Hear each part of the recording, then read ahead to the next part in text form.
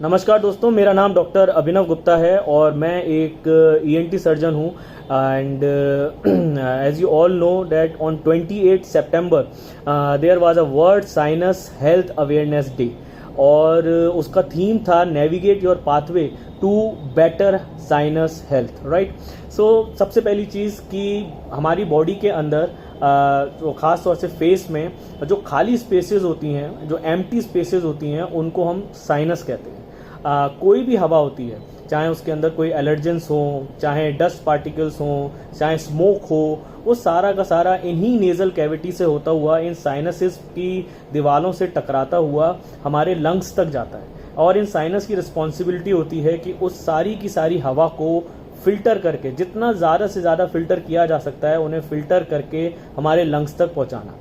और वो सारा का सारा जो कचरा है, सारी की सारी जो गंदगी है, सारा का सारा जो डस्ट पार्टिकल है, उसको ये साइनसेस अपने अंदर एब्जॉर्व करते हैं। तो इसीलिए हमारी रिस्पॉन्सिबिलिटी बनती है कि इन साइनसेस को भी हम टाइम टू टाइम क्लीन करते रहें।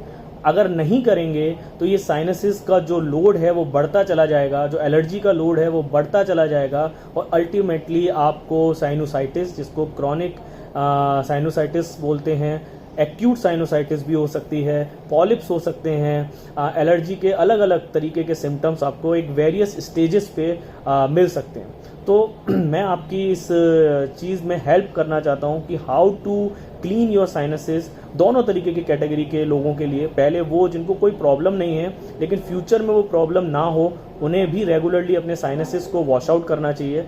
और दूसरे वो जिनको रेगुलर साइनस प्रॉब्लम रहती है और डस्ट से प्रॉब्लम रहती है, एलर्जी की प्रॉब्लम रहती है, वो भी अपने साइनसेस को क्लीन करें। तो उसके लिए एक बेसिकली मार्केट में कुछ डिवाइसेस आती हैं, इस तरीके की कुछ बोतलें मार्केट में अवेलेबल होती हैं, जिनको हम नेज़ल डूशिंग डिवाइसेस बोलते हैं, जिनको रेगुलरली यूज़ करने से आपके साइनसेस जो हैं वो क्लीन रहते हैं। ठीक है, पहले ज़माने में, हमारे टाइम में जल नीति भी होती है। जल नीति का करने का तरीका थोड़ा सा कॉम्प्लिकेटेड होता है, इसका करने का तरीका बहुत सिंपल होता है। बस आपको करना यह है कि अपने डॉक्टर से परफेक्ट सॉल्यूशन कैसे बनाना है वो सीखना है, कि टेम्परेचर क्या होना चाहिए वो सीखना है, और क्या पोजीशन होनी चाहिए, वो सब चीज़ें आपको सीखनी है। क्योंकि हर कैटेगरी के लोगों के लिए सॉल्यूशंस में थोड़ा सा कंसंट्रेशन वेरी कर सकता है, ना करने से प्रॉब्लम भी बढ़ सकती है।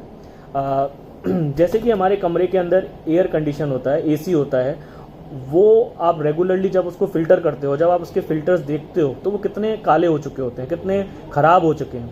वही सेम हवा जो आपका एसी एक्सपोज्ड है, उसी चीज़ के लिए आपकी नेज़ल कैविटी भी एक्सपोज्ड है।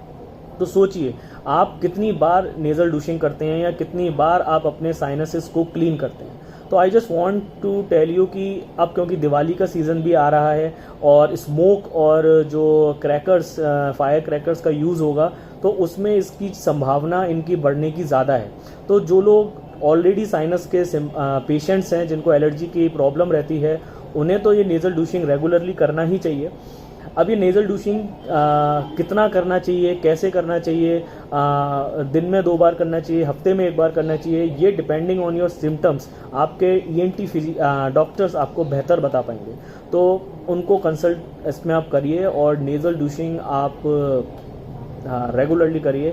आई जस्ट वांट कि आप अपने, जितना आप इस फर्स्ट लाइन डिफेंस को, जितना आप अपने साइनसेस को क्लीन करेंगे, जितना आप अपने साइनसेस को बेटर रखेंगे, उतना ही आपकी इम्यूनिटी, उतना ही आपका लंग्स, उतना ही आपका हेल्थ सिस्टम बेहतर काम करेगा।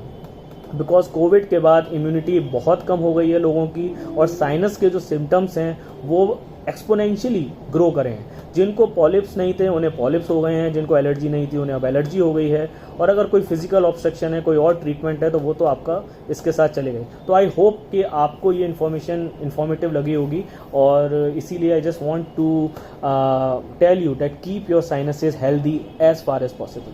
Thank you.